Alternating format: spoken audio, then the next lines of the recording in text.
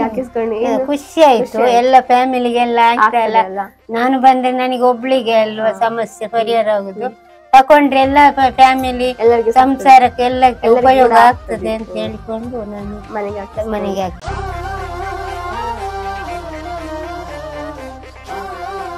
ನಮಸ್ತೆ, ನಾವು ಕಾರ್ಕಳ ಸರಾಕೆರೆಯಿಂದ ಮಾತಾಡ್ತಿದ್ದೇವೆ.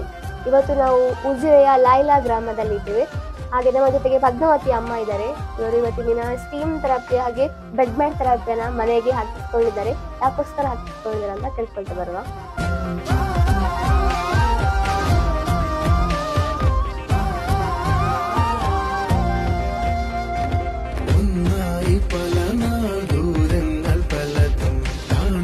ನಮಸ್ತೆ. ಓಕೆ, ಇವಾಗ ಉಜಿರೆಯಿಂದ ನೀವು ಬರ್ತಾ ಇದ್ರಿ, ಡೈಲಿ ಆಗಿ ಸರಾಕೆರೆಗೆ ಬರ್ತಿದ್ರಾ? ಓಕೆ, ಇಷ್ಟು ದೂರದಿಂದ ಬರ್ತಿದ್ರ ಅಲ್ವಾ? ಯಾಕೋಸ್ಕರ ಸರಾಕೆರೆಗೆ ಬಂದಿದ್ರಿ? ನನ್ನದು ಸಮಸ್ಯೆ ಅಂದ್ರೆ ಅಸ್ತಮ, ಕೆಮ್ಮು, ಕಫ ಎಲ್ಲ ಇತ್ತು. ಅದಕ್ಕೆ ಬೇಕಾಗಿ ನನ್ನ ಮಗನಿಗೆ ಡಿಸ್ಕ್ ಸಮಸ್ಯೆ ಇತ್ತು, ಮತ್ತೆ ಇದು ಅಲರ್ಜಿ, ಶೀತ, ತಲೆನೋವು, ಮೂಗಿನ ದುರ್ಮಾಂಸ ಉಂಟು. ಹಸ್ಬೆಂಡಿಗೆ ಸೊಂಟ ನೋವು, ಬೆನ್ನು ನೋವು, ಮತ್ತೆ ಗ್ಯಾಸ್ಟ್ರಿಕ್ ಇದ್ದು ತುಂಬಾ ಸಮಸ್ಯೆ ಇತ್ತು.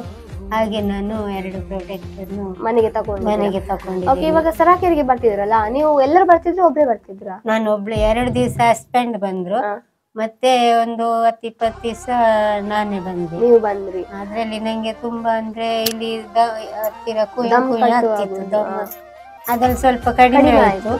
ಮತ್ತೆ ಎಲ್ಲ ಹೇಳೋ ಮಾಹಿತಿ ಕೇಳೋ ನಂಗೆ ಹೌದು ನಾವು ಒಂದು ಮನೆಗೆ ತಕೊಳ್ಬೇಕು, ಮುಂದಕ್ಕೆ ಎಲ್ಲರಿಗೂ ಆಗ್ತದೆ ಅಂತ ಹೇಳಿ ಒಂದು ಸೆಲೆಕ್ಟ್ ಮಾಡಿದಿರ.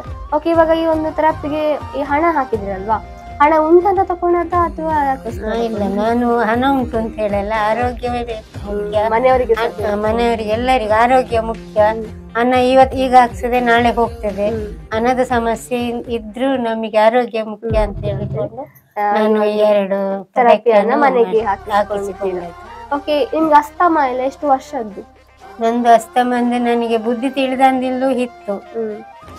ಮತ್ತೆ ಶೀತ, ಕಫ ಅದೆಲ್ಲ ನನಗೆ ಬುದ್ಧಿ ಒಂದು 10 ವರ್ಷದಿಂದ ಈವರೆಗೆ. ನನಗೆ 10 ವರ್ಷ ಆಗುವಾಗ್ಲೇ ಸ್ಟಾರ್ಟಿಂಗ್ ಇತ್ತು. ಯಾವ್ದು ಮದ್ದು ಮಾಡಿದ್ರು ಕಡಿಮೆ ಆಗ್ಲಿಲ್ಲ. ಈಗ ಜೋರು ಉಂಟು, ಇನ್ನಿನ್ನು ಜಾಸ್ತಿ ಆಗ್ಬೋದು ಅಂತ ಹೇಳಿ ಇದನ್ನು ತಕೊಂಡಿದ್ದೀರಾ, ಬೇಗ ಕಡಿಮೆ ಆಗ್ಲಿ, ಯಾವುದೇ ಮೆಡಿಸಿನ್ ಇಲ್ಲದೆ ಕಡಿಮೆ ಆಗ್ಲಿ ಅಂತ. ಓಕೆ, ನೋಡಿದ್ರಲ್ವಾ, ಅಮ್ಮ ಬಂದ್ಬಿಟ್ಟು ಅಸ್ತಮದ ಪ್ರಾಬ್ಲಮ್ಗೋಸ್ಕರ ಈ ಒಂದು ಸ್ಟೀಮ್ ಥೆರಪಿಯನ್ನ ಮನೆಗೆ ಹಾಕಿಸ್ಕೊಂಡಿದ್ದಾರೆ. ಬೆಳ್ತಂಗಡಿಯ ಉಜಿರೆಯಿಂದ ಬರ್ತಾ ಇದ್ರು. ಹಾಗೆ ಇವಾಗ ಡೈಲಿ ಬರ್ಲಿಕ್ಕೆ ಆಗುದಿಲ್ಲ ಅಂತ ಹೇಳ್ಬಿಟ್ಟು ಈ ಒಂದು ಥೆರಪಿಯನ್ನ ಮನೆಗೆ ಹಾಕಿಸ್ಕೊಂಡಿದ್ದಾರೆ.